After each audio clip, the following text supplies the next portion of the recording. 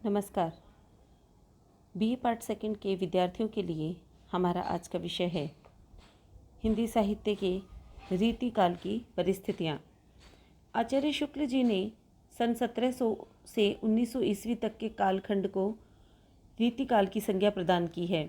हिंदी साहित्य के इतिहास में भक्तिकाल के बाद रीतिकाल का आगमन एक चौंकाने वाली साहित्यिक प्रवृत्ति कही जा सकती है। चौंकाने वाली इस अर्थ में कि सूर और तुलसी जैसे कालजयी भक्त कवियों का प्रभाव तो दिन प्रतिदिन स्थापित होता जा रहा था, किंतु हिंदी साहित्य के क्षेत्र में भक्ति से इतर विरोधी प्रवृत्तियां पनपने लगी थी। भावुकता और कला का सामंजस्य स्थापित होने लगा था। इस काल के काव्य को शुद्ध कला का काव्य कहा जा सकता है। यह काव्य धार्मिक, भक्ति या सामाजिक पक्ष से अलग रहकर अपनी विशिष्ट महत्व की का धारक और प्रकाशक है। लौकिक होते हुए भी यह काव्य रस से संपन्न और आकर्षक है।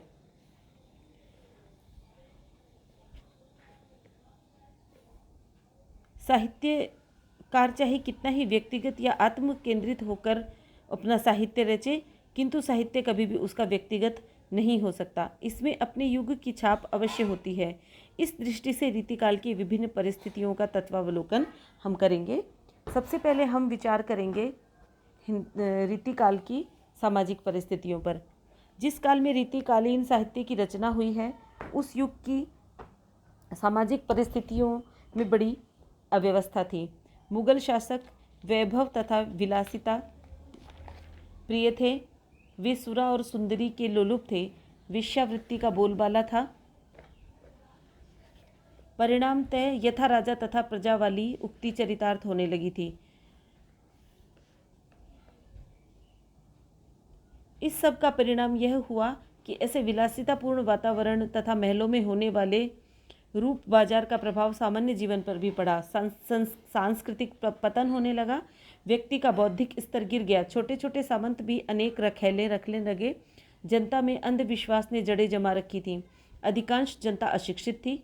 उनमें अच्छा बुरा सोचने की शक्ति ही नहीं थी। धर्म के स्थान पर रूढ़ियाँ काम में ली जाने लगीं। बाल विवाह प्रथा बढ़ गई। जागीरदारों से श्रमिक वर्ग पीड़ित था।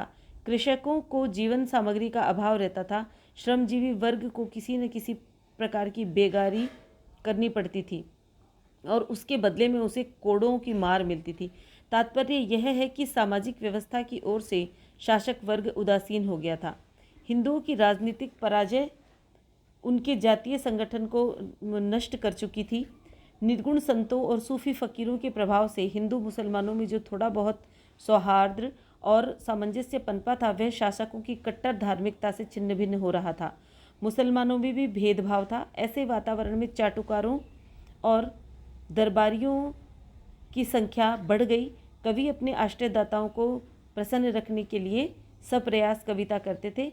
परिणाम स्वरूप कविता जनजीवन से दूर होती चली गई। अब हम विचार करेंगे धार्मिक परिस्थितियों पर। रीतिकालीन युग की जो धार्मिक परिस्थितियाँ थीं, उनमें उस दृष्टिकोण से, धार्मिक दृष्टि से यह पतन का काल था। इस युग में रूढ़ियों, अंधविश्वासों और बाह्य आडंबरों ने धर्म का स्थान ग्रहण कर लिया था। धर्म के नाम पर श्रृंगार प्रधान उपासना का प्राधान्य था। सूरदास जी ने जो राधा कृष्ण को सूक्ष्म तथा साहित्यिक दृष्टि से देखा था, वही इस युग में कामुक दृष्टि से देखे गए। सूरदास के काव्य में राधा कृष्ण के प्रति जो भक्ति तथा आध्यात्मिकता की भावना दिखाई पड़ती थी, वह स्थूलता और लोलुपता में परिवर्तित हो गई थी।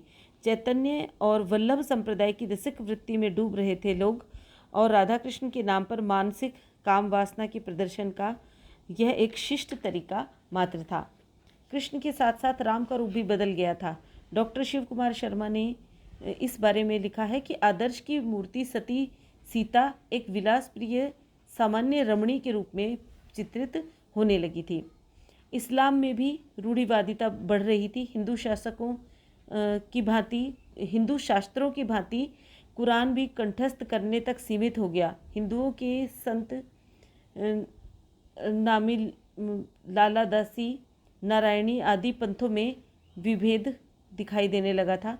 आगे चलकर इनकी गद्दियाँ स्थापित हो गई। मुसलमानों में सूफी चेष्टाओं या सांप्रदायिकता अधिक प्रभावशाली हो गया था। इस प्रकार से हम कह सकते हैं कि रीतिकाल में धर्म भी उस युग के अनुकूल ही बना लिया गया था। अब हम रीतिकाल की राजनीतिक परिस्थितियों पर विचार करेंगे। राजनीतिक दृष्टि से यह काल घोर निराशा और अंधकार का काल है। औरंगजेब के उत्तराधिकारियों ने केंद्रीय शासन को जीर्ण शीर्ण बना दिया था।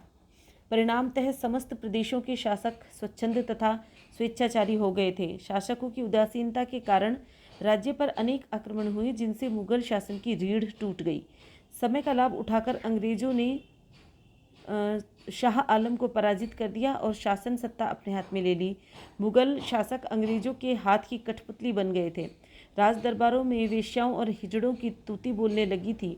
शासक वर्ग मदिरा विलास और रंगरेलियों में डूब गया था। समस्त सत्ता अंग्रेजों के हाथ में चली गई। 1857 की देशव्यापी क्रांति के असफल होने पर वैभव विलासपूर्ण मुगल साम्राज्य का अंत हो गया। अवध, राजस्थान और बुंदेलखंड की कहानी भी ऐसी ही थी। अतः स्पष्ट है कि रीतिकालीन शासन व्यवस्था जैसी थी वैसा ही उस युग का साहित्य बन गया। उसमें भी श्रृंगार की चरम स्थिति और विलासिता के दर्शन होने लगे थे। ऐसे राजनीतिक परिवेश में ही रीतिकालीन साहित्य का जन्म हुआ। अब अगली प्रवृत्ति, चौथी प्रवृत्ति, सांस्कृतिक परिस्थिति पर हम विचार करेंगे। सामाजिक अव्यवस्था की भांति इस युग में सांस्कृतिक स्थिति अत्यंत दयनीय हो गई थी। अकबर, जहांगीर और शाहजहां के उदारवादी नीति तथा संतों और सूफियों के उपदेशों के परिणाम स्वरूप हिंदू और इस्लामी संस्कृतियां काफ़ी निकट आ गई थी, किंतु औरंगजेब की कट्टरता के कारण यह निकटता समाप्त हो चली थी। वैभव और विलास का खुला प्रदर्शन होने लगा था। धार्मिक और नैतिक प्रतिमान शिथिल होते जा रहे थे। हिंदू अपने आराध्य राम और कृष्ण की लीलाओं को अपने विलासी जीवन के तत्व के रूप में जानने लगे थे। इस्लाम धर्म पर भी इस विलास और वैभव का सीधा प्रभाव पड़ता जा रहा था। परिणाम स्वरूप हिंदू और मुसलमान दोनों ही धर्म के मूलभूत प्रश्नों से अलग होते जा रहे थे। साहित्य स्वयं कलाओं की स्थिति है।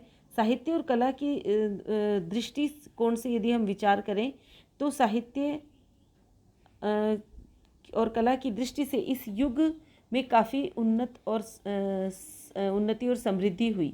इस काल के कवि एवं कलाकार यद्यपि साधारण युग से संबंधित थे, तब भी अपने आश्रयदाताओं की प्रतिष्ठा एवं सम्मान पाकर महत्वपूर्ण बन जाते थे।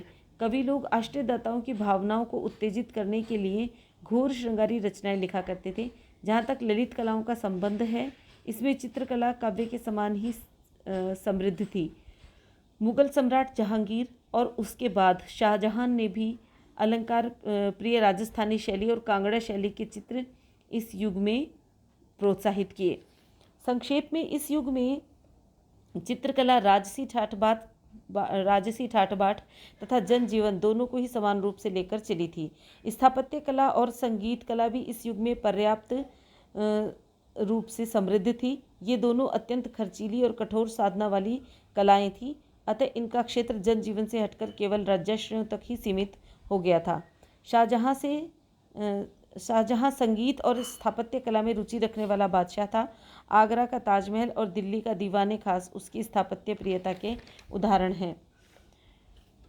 इस युग के बारे में महेंद्र कुमार ने लिखा है कि इस काल में कवियों और कलाकारों राजाश्रयों द्वारा यथोचित सम्मान प्राप्त होने के कारण साहित्य और कला की स्थिति कुल मिलाकर अच्छी हो रही थी, किंतु अलंकार प्रियता विलासी आश्रयदाताओं की अभिरुचि से अत्यधिक प्रभावित रहने के कारण इनमें से किसी का भी क्षेत्र गुण की दृष्टि से विशुद्ध न हो सका।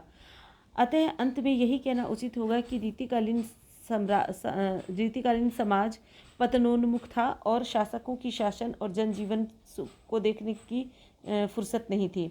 राज्य कार्यों में अकुशल दरबारियों की राय ली जाती थी। धर्म और संस्कृति के नाम पर रूढ़ियों का बोलबाला था। राधा कृष्ण और राम सीता का सहारा लेकर घोर श्रृंगारी रचनाएं लिखी जाती थी। ऐसी परिस्थितियों में रीतिकालीन साहित्य लिखा गया। धन्यवाद।